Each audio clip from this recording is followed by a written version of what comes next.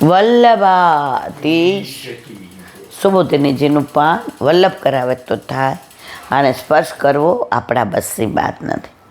અત્યારે અર્જુન પકડીને લઈ આવ્યો અને દ્રૌપદીની પાસે શિબિરમાં છાવણીમાં. હવે દ્રૌપદીએ નક્કી કરવાનું શું કરવાનું. ઠાકોરજીએ તો સમજાવી દીધું કે ધર્મ કહે છે તું તારાનો વધ કર, અને પછી બીજું બાજુ બોલે છે બ્રાહ્મણ ગમે એવો હોય એનો વધ ન કરાય, એમાં આ તો પાછો ગુરુપુત્ર. હવે આગળ અર્જુન કદાચ વિચારે કે ધર્મમાં નીતિનો વિરોધ આવે તો તે ધર્મ દુર્બળ ગણાય, માટે દ્રૌપદીજીનો અવિરોધ બતાવી લૌકિક ન્યાયથી પણ અસ્વસ્થતામાં ગુરુ છે એમ બતાવે છે. રહસી ભવો રહસ્યો મંત્ર, એકાંતમાં પ્રાપ્ત થયેલા રહસ્ય એટલે મંત્ર, વિસર્ગ એટલે અસ્ત્રોને છોડવાની વિદ્યા, ઉપસંયમ એટલે અસ્ત્રોને ઉપસંહાર કરવાની વિદ્યા. દ્રોણાચાર્ય આ વિદ્યા પોતાના પુત્રને પણ ભણાવી ન હતી. કાલ આવી ગયું છે તે તમને ભણાવી હતી. કોણ કે દ્રૌપદી. જે પોતાના પુત્રને ન ભણાવે ને તમને ભણાવે એવા ગુરુના દીકરાને તમે આવી રીતે પશુની જેમ બાંધીને લઈ આવ્યા. કોણ કહે છે? દ્રૌપદી. તેમજ બ્રહ્માસ્ત્ર વગેરે પણ કૃપા કરી બતાવ્યા હતા. આ વિદ્યા માત્ર પાઠ ભણાવવામાંથી આવતી નથી, માત્ર ગુરુની કૃપાથી જ પ્રાપ્ત થાય છે.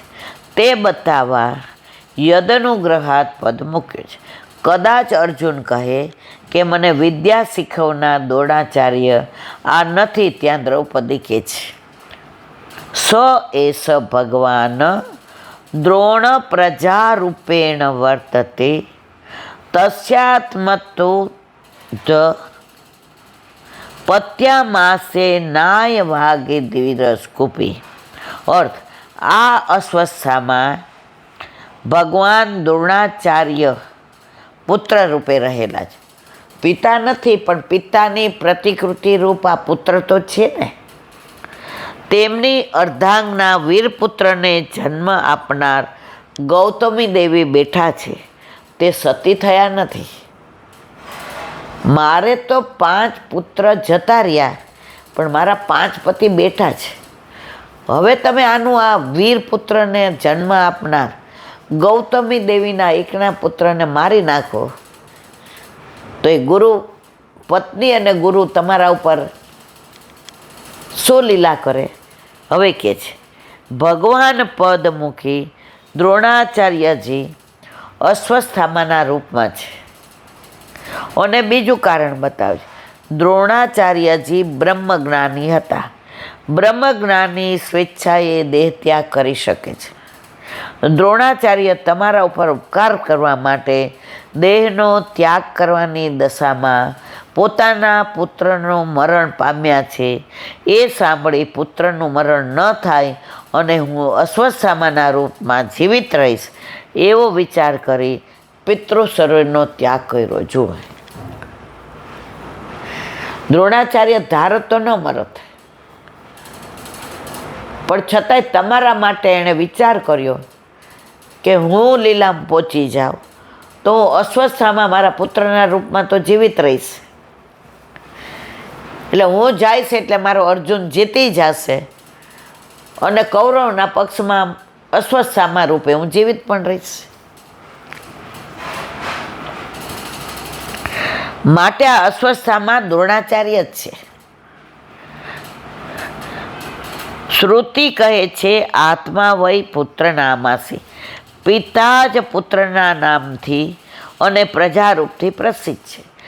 નિવૃત્તિ ધર્મથી વિરુદ્ધ ધર્મ કરવો યુક્ત નથી. માટે તસ્યામાતનોધર્ય પદથી દયા બતાવી છે. મૂળ રૂપ જે દ્રોણાચાર્ય છે એના અર્ધાંગનાના રૂપમાં એમના પત્ની છે. એમની પત્ની પતિ પાછળ સતી થઈ નથી, કારણ કે એમનો પતિ પુત્રના રૂપમાં જીવિત છે. એ જમાનામાં એવું હતું કે પતિ મરી જાય એટલે સતી થઈ જાય, પણ અહીંયા ન થયા. કેમ? કારણ કે દ્રોણાચાર્ય જે પોતે ઐચ્છિક મૃત્યુ હોવા છતાંય અશ્વત્થામામાં પોતાની પ્રતિકૃતિ મૂકીને લીલામ પહોંચી ગયા. એટલે ગૌતમી એવું માને છે કે મારા દીકરાના રૂપમાં મારા પતિ જીવિત છે, એટલે મારે સતી થવું નથી. પુત્રવતી સ્ત્રીઓ સતી થતી નથી. એટલે જો એના પતિ રૂપમાં અશ્વત્થામા મરી જાય તો એ વિધવા થઈ જાય અને વંશ ન રહે, વંશ ત્યાં નિર્વંશ થઈ જાય. એટલે તે ખૂબ જ દુઃખ થાય એવો વિચાર કરી દ્રૌપદીજીને દયા આવી આ વાત નાવંગાત પદથી કહી છે. કૃપાની અધિષ્ઠાત્રી તે દેવતા છે, માટે તેનું નામ કૃપી છે. ગૌતમી છે ને કૃપી છે, કારણ કે કૃપાની દેવી છે. કાપટ્ય ધર્માચરણમાં બાધક છે, માટે અશ્વત્થામાને નિષ્કપટ રૂપથી છોડવા માટે કહે છે. કોણ કહે? દ્રૌપદી. કોને કહે છે? અર્જુનને. તદ્ધર્મજ્ઞ મહાભાગ ભવદ્ભિ ગૌરવમ કુલમ વૃજિનમ નાહતિ પ્રાપ્તુમ પૂજ્યમ વંદ્ય ભિક્ષણ.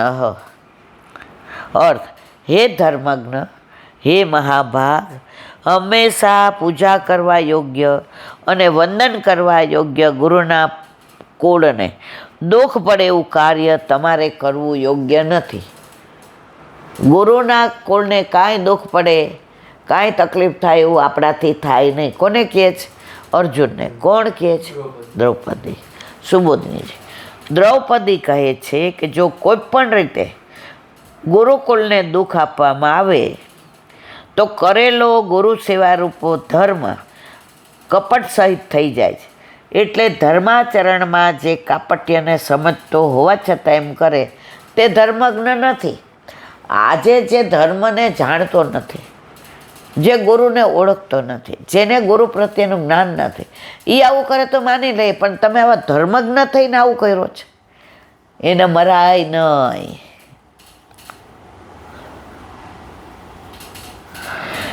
માટે ધર્મજ્ઞ તરીકે સંબોધન કર્યું છે. વળી મોટું ભાગ્ય હોય તો જ ગુરુ સેવા કરવાનું સામર્થ્ય આવે છે. સામર્થ્ય હોવા છતાં જે ગુરુ સેવા નથી કરતો તે કમનસીબ છે. પણ આપે તો ગુરુ સેવા કરી છે, માટે આપ મહાભાગ્યશાળી છો. માટે કહે છે મહાભાગ. જો અન્યથી પોતાને ગુરુકુળને દુઃખ થતું હોય તો તે પણ દૂર કરવાનું, તમારા સિવાય કોઈ દુઃખ આપતું હોય ને તો એ તમારી ફરજ છે. અર્જુનને કહે છે કે તમારે દૂર કરવું પડે. આ તો તમે જ દુઃખ આપવા તૈયાર થયા છો. પણ અત્યારે તો પરિસ્થિતિ વિપરીત દેખાય છે, એટલે કે તમે સ્વયંમાં જ ગુરુકુળને દુઃખ આપવા તત્પર થયા છો. તે યોગ્ય નથી. એમ થવું ન જોઈએ. એનું કારણ પૂજ્યમ વંદ્યમ પદથી આપે છે. માટે મોટા પુરુષોએ સદા ગુરુકુળની પૂજા કરવી જોઈએ. એમની મોટાઈ ગુરુ પ્રસાદનું ફળ જ છે. નમ્રતા વિના પૂજન ન થાય, માટે ગુરુકુળ સર્વદા નમનીય છે. આપણે આપણા ગુરુદેવ હોય, હવે આપણાથી બીજું કાંઈ ન થાય, નમન તો થાય ને. આપણે અસારવા જઈએ, ગુસાઈજી, ગોકુળનાથજી, નટવરલાલ, શ્યામલા દર્શન કરીએ. હવે જે પાછળ બગીચામાં બિરાજતા હોય તો આપણાથી બીજું કાંઈ ન થાય, કાંઈ નહીં, નમન તો કરવા જવાય ને. કોણ છે? ગુરુ છે. હાથ આપણો આપણા ગુરુદેવે ઠાકોરજીના હાથમાં સોંપ્યો છે. આપણી ઓળખાણ કોણે કરાવી? ગુરુએ. અને વચન શું લીધું? વ્રજ સહિત પધારો. અને ઠાકોરજીએ કીધું કે વલ્લભને તારા ગુરુદેવને કાની આપીશ એટલે બધું આરોગીશ. હવે એવા ગુરુ અંદર બિરાજતા હોય ને તમે દંડવત કરવા ન જાઓ. સમજ્યા ને? બધું સમજી ગયા, સમજને વાલે. દ્રૌપદીજી કહે છે કે ધર્મ કરવો તેમાં જ્ઞાન ન હોય તો બાધક કહેવાય. ઘણા અંધશ્રદ્ધાની નહીં કરતા, એના ઘણા દાખલા છે. અંધશ્રદ્ધા ડૂબાડે અને શ્રદ્ધા તારે. તમને તમારા ગુરુમાં પૂરેપૂરો વિશ્વાસ હોવો જોઈએ.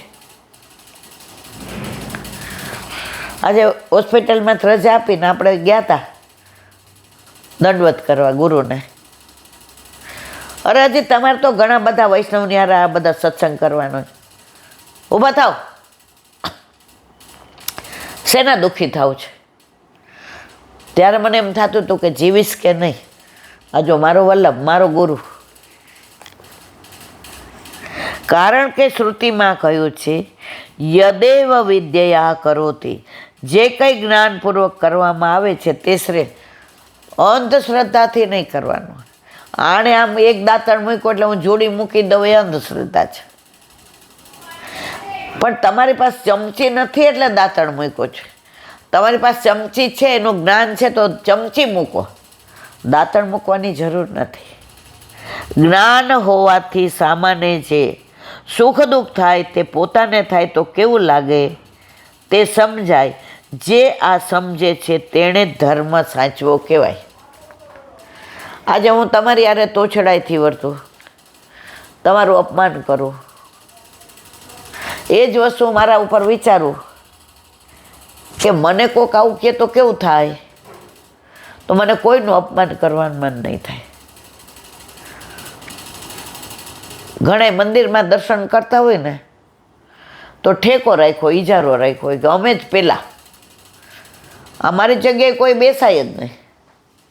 હું કહું એણે જ કીર્તનના પુસ્તક લેવાય, બીજાને ત્રેવડ નથી અડી શકે. એ મારા વાલા ભક્તિ નથી, આ તમારું અજ્ઞાન છે. જે ઠાકોરજીને સોહાતું નથી ને ગુરુને સોહત. અને એમાં પરાકાષ્ઠા ક્યાં? એ ખોટું કરવાવાળાને સાચું કોઈ સમજાવે નહીં અને ખોટું કરે એને બધાય આહવાન આપે, વાહ વાહ તમે બરાબર કરો, પાડી દીધા હો. તમારા આના કેવા જેવું જ હતું, પાડી દીધા એ બરાબર. એને ઓર સ્થાનક ચડે.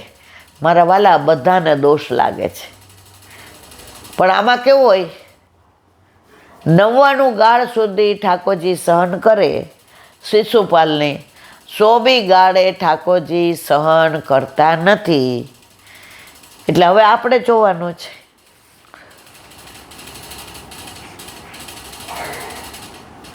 શ્રીમદ ભાગવતજીના 6થા સ્કંદમાં કહ્યું છે વિષમાધીરા રચિતામ જ, વિષમ બુદ્ધિથી જે ધર્મ આચરવામાં આવે છે તે અધર્મ છે. તમે દ્વેષથી ને કોઈ ધર્મ આચરો ને એ અધર્મ છે. સૂકા મેવાના હિંડોળા તો મારા જ હોય, બીજાના નોંધા કેમ, એમાં મારું નામ લખાવવું જોઈએ મોટા અક્ષરે. પાછા દઈ દો પૈસા. આ ધર્મ નથી, આ અધર્મ છે. પણ એ સમજાય ત્યારે ખબર પડે, એની પહેલાં પડે નહીં. જેમ કે એક માણસના એક પુત્રનું મરણ થવાથી તે રડતો હતો અને બીજા પુત્રનું મરણ થાય તો કેવું દુઃખ, રડતો હોય અને તેમના બીજા પુત્રનું મરણ થાય તો એને કેવું દુઃખ લાગે. મારા પુત્રોની હત્યાથી હું તો દુઃખી છું. તો આના તો પતિ વયા ગયા છે દ્રોણ, હવે એનો પુત્ર જતો રહે તેને કેવું થાય. તે ઉપરાંત અસ્વસ્થામાના વધથી મને વધુ દુઃખ થશે, અથવા બીજી રીતે અર્થ થઈ શકે કે દ્રોણાચાર્યના મરણથી ગૌતમી દુઃખી છે, અસ્વસ્થામાના વધથી એ વધુ દુઃખી થશે. બોલો વલ્લભ શ્રીમદ ભાગવત. અને મારા ગુરુદેવને દંડવત પ્રણામ કરું છું. चंद्र सरोवर पे सूरदास जी के द्वार पे मेरा दंडवत प्रणाम. सुरभि सुरभि कुंड पे परमानंद दास जी के द्वार पे मेरा दंडवत प्रणाम. जमुनावता पे संकर्षण कुंड पे कुंभन दास जी के द्वार पे मेरा दंडवत प्रणाम. बिच्छू कुंड पे कृष्णदास जी के द्वार पे मेरा दंडवत प्रणाम. कदम कदम खंडी पे गोविंद स्वामी के द्वार पे मेरा दंडवत प्रणाम. अप्सरा कुंड पे चित्त स्वामी के द्वार पे मेरा दंडवत प्रणाम. मानसी गंगा पे नंददास जी के द्वार पे मेरा दंडवत प्रणाम। रुद्र कुंड पे चतुर्बुदास जी के द्वार पे मेरा दंडवत प्रणाम। વ્રજ વિલાસ વ્રજની ગોપિકાઓને મારા દંડવત પ્રણામ. હે વલ્લભ, સવારથી અત્યાર સુધી સેવા સ્મરણ સત્સંગ જે પણ તે કરાવ્યો તે તારા ચરણારવિંદમાં સમર્પણ કરું છું. બોલ અપરાધ થઈ હોય તો ક્ષમા કરજે. બોલો વલ્લભાધીશ કી જય. દ્રઢ એના ચરણના કેરો ભરોસો, દ્રઢઈના ચરણ કેરો. શ્રી વલ્લભનક ચંદ્ર છટાબીન સબ જુગ માય અંધેરો ભરોસો. દ્રઢઈના ચરણ કેરો. साधन और नहीं आ कली में क्या सोय निवेरो. सूर का कहे द्रिविध आंधरो बिना मोल को केरो भरोसो. દ્રઢઈના ચરણ, દ્રઢઈના ચરણ, દ્રઢઈના ચરણ કેરો. શ્રી વલ્લભાધીશ. આજનો આ સત્સંગ મારા વલ્લભના ચરણારવિંદમાં સમર્પણ કરું છું. ભૂલ અપરાધ થઈ હોય તો ક્ષમા કરજો. આ મારા વલ્લભની વાણી અને ભૂલો એ મારી. બોલો વલ્લભાધીશ કી જય. જન્માષ્ટમીની બધાય વૈષ્ણવને ખૂબ ખૂબ બધાય, ખૂબ ખૂબ બધાય, ખૂબ ખૂબ બધાય. બધાય વૈષ્ણવને જાજા કરીને જય શ્રી કૃષ્ણ.